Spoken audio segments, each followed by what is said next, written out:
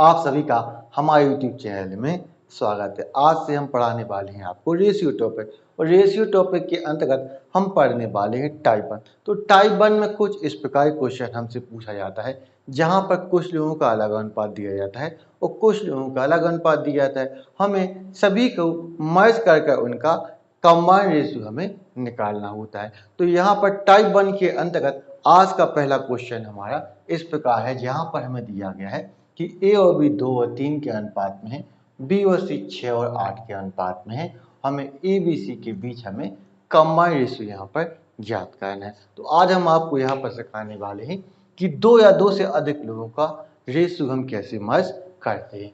तो यहाँ पर हम ए के और बी के और सी के बीच कंबाइंड रेशियो आज यहाँ पर निकालेंगे।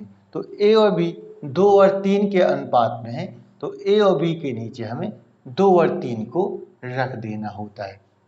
इसी प्रकार बी और सी का अलग अनुपात है, बी और सी 6 और 8 के अनुपात में है, तो हमें अगली लाइन में बी और सी के नीचे 6 और 8 को रख देना होता है, उसको हम यहाँ पर रख देंगे। अब यदि आपको इसको ध्यान से देखें तो आपको यहाँ पर दिखाई दे रहा होगा कि हमारा यहाँ पर खाली जगह बन रही है, इसी प्रकार यहाँ पर भी खाली जगह बन रही है। तो सबसे पहले हमें इसी खाली जगह को भरना होता है। तो खाली स्थान को भरने का भी एक तरीका होता है। हम क्या करते हैं कि खाली स्थान के पास में जो संख्या होती है उससे हम खाली स्थान को फिल कर देते हैं।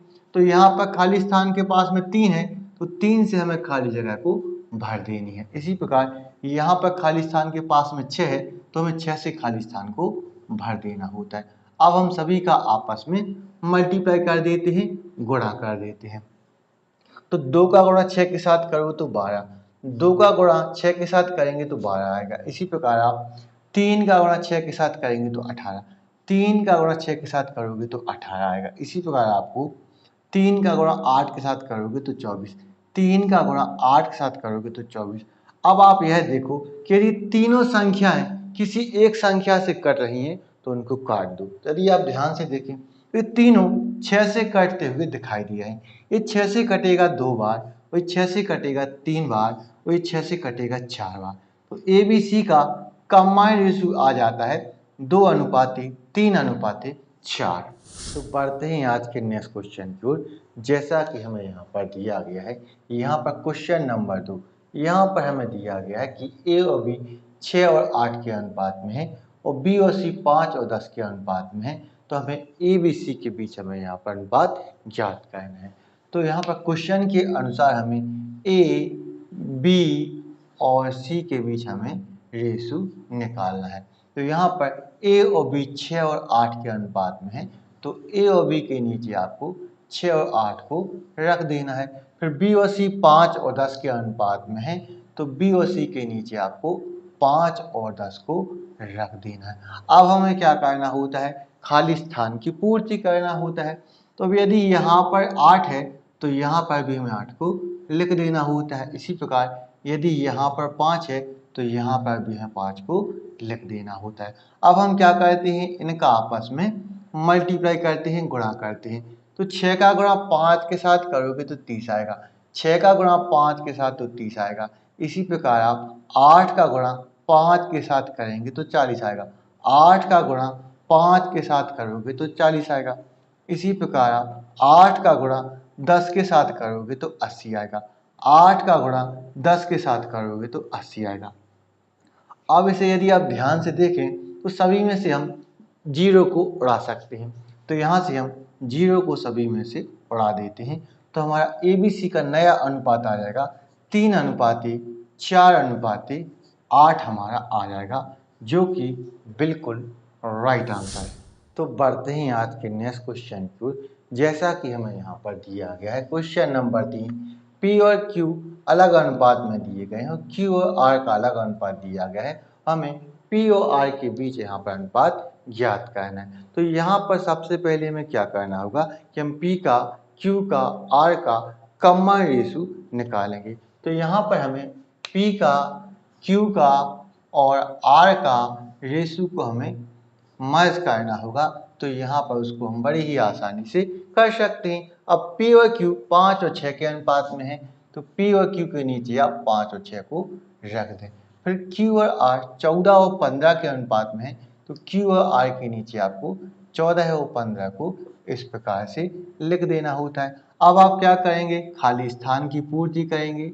यहाँ पर 6 है तो यहाँ पर 6 आएगा, और यदि यहाँ पर 14 है तो यहाँ पर भी आपको 14 को लिखना होगा।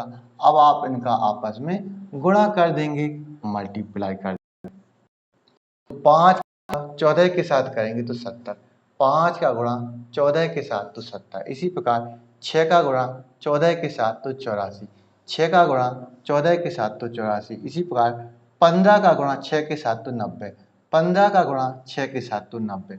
अब यहाँ पर हमें P और R के बीच में ही अनुपात निकालना है, तो हम यहाँ पर P और R के बीच में ही अनुपात निकालेंगे। तो आपको यहाँ पर P और R के बीच में रेशियो को ज्ञात करना है। तो यहाँ पर P 70 आ गया है, तो P के नीचे आपको 70 लिख देना है। इसी प्रकार R यहाँ पर 90 आ गया है, R यहाँ पर 90 आ गया है, तो R के नीचे आपको 90 इस प्रकार से लिख देना है। अब यहाँ पर दोनों में 0 कॉमन है, तो आपको 0 से 0 को काट देना है। तो आपका P और R का रेशियो 7:9 आ जाएगा, जो कि बिल्कुल राइट आंसर है। तो बढ़ते हैं आज के नेक्स्ट क्वेश्चन को, क्वेश्चन नंबर 4। अब यहाँ पर ए और बी का अलग अनुपात दिया गया है और बी और सी का अलग अनुपात दिया गया है। तो सबसे पहले हमें क्या करना होता है कि हम ए का, बी का और सी का रेशियो को कंबाइंड रेशियो यहाँ पर हम निकालें। तो यहाँ पर ए और बी 2 और 3 के अनुपात में है, तो ए और बी के नीचे 2 और 3 को रखो। फिर बी और सी 5 और 6 के अनुपात में है, तो बी और सी के नीचे आप 5 और 6 को रखेंगे। अब आप क्या करेंगे, खाली स्थान की पूर्ति करेंगे। यदि यहाँ पर 3 है तो यहाँ पर 3 आएगा, यदि यहाँ पर 5 है तो यहाँ पर भी 5 रख देना होता है। अब हम सभी का आपस में मल्टीप्लाई करेंगे। तो 2 का गुणा 5 के साथ करो तो 10, 2 का गुणा 5 के साथ करो तो 10, 3 का गुणा 5 के साथ करो तो 15, 3 का गुणा 5 के साथ करो तो 15।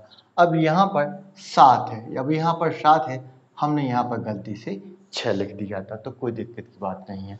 अब 3 का गुणा 7 के साथ करो तो 21, 3 का गुणा 7 के साथ करो तो 21। अब हमें यहाँ पर C और A के बीच यहाँ पर अनुपात निकालना है, तो यहाँ पर हम केवल C और A के बीच ही अनुपात निकालेंगे। तो आप यहाँ पर C और A के बीच में रेशियो निकाल लो। अब यहाँ पर C 21 है, तो C के नीचे 21 रख दो, और A यहाँ पर 10 है, तो A के नीचे आप 10 रख दो। तो C और A का रेशियो यहाँ पर 21:10 यहाँ पर आ जाएगा, जो कि राइट आंसर है। आज के नेक्स्ट क्वेश्चन को, क्वेश्चन नंबर 5। अब यहाँ पर हमें x और y का अलग अनुपात दिया गया है, और y और z का अलग अनुपात दिया गया है, और z और w का अलग अनुपात दिया गया है। हमें x, y, z और w के रेशियो को हमें मर्ज करना है। तो कोई दिक्कत नहीं, इसको भी आप बड़ी ही आसानी से सॉल्व कर पाएंगे। हमें यहाँ पर x, y, z और w के रेशियो को मर्ज करना है। तो यहाँ पर x और y 2 और 3 के अनुपात में है, तो x और y के नीचे आप 2 और 3 को रखेंगे। फिर y और z का यहाँ पर अनुपात 4:7 दिया गया है, तो हमें y और z के नीचे 4 और 7 को रखना है। फिर यहाँ पर हमें z और w का यहाँ पर अनुपात 7:3 दिया गया है, तो z और w के नीचे आपको 7 और 3 को रख देना है। अब हमें खाली स्थान की पूर्ति करना होता है। तो यदि यहाँ पर 3 है तो यहाँ पर 3 आएगा, और यदि यहाँ पर 3 है तो यहाँ पर 3 आएगा। इसी प्रकार यदि यहाँ पर 7 है तो यहाँ पर 7 आ जाएगा। इसी प्रकार यदि यहाँ पर 4 है तो यहाँ पर 4 आ जाएगा। इसी प्रकार यदि यहाँ पर 7 है तो यहाँ पर 7 आ जाएगा, और यदि यहाँ पर 7 है तो यहाँ पर 7 आ जाएगा। अब हमें सभी का आपस में मल्टीप्लाई कर देना होता है। तो 2 का गुणा 4 के साथ करेंगे तो 8, 8 का गुणा 7 के साथ करोगे तो 56, 8 का गुणा 7 के साथ करोगे तो 56। अब इसी प्रकार आपको 3 का गुणा 4 के साथ करोगे तो 12, 12 का गुणा करेंगे आप 7 के साथ तो आपका यहाँ पर 84 आएगा। इसी प्रकार आपको 3 का गुणा 7 के साथ करना है तो 21, 21 का गुणा आप करेंगे 7 के साथ तो 147, आपका 147 आ जाएगा। इसी प्रकार आपको 3 का गुणा 7 के साथ करेंगे तो 21, 21 का गुणा 3 के साथ करेंगे तो 63 आएगा। 21 का गुणा 3 के साथ करेंगे 63। अब यह देखो कि चारों संख्याएं यदि किसी एक संख्या से कट रही हैं तो काट दो। यदि आप ध्यान से देखो तो ये सभी 7 से कट रहे हैं। 7 से ये कटेगा 8 बार, इसी प्रकार इस 7 से कटेगा 12 बार, इसी प्रकार इस 7 से कटेगा 21 बार, इसी प्रकार इस 7 से कटेगा 9 बार। तो आपका एक्स वाई जेड डब्ल्यू का अनुपात 8:12:21:9 निकल के आ जाएगा, जो कि बिल्कुल राइट है। आपको यदि वीडियो पसंद आया है तो इस वीडियो को लाइक करें, शेयर करें, हमारे चैनल को सब्सक्राइब करना ना भूलें। तो मिलते हैं नेक्स्ट वीडियो में। Thank you for watching.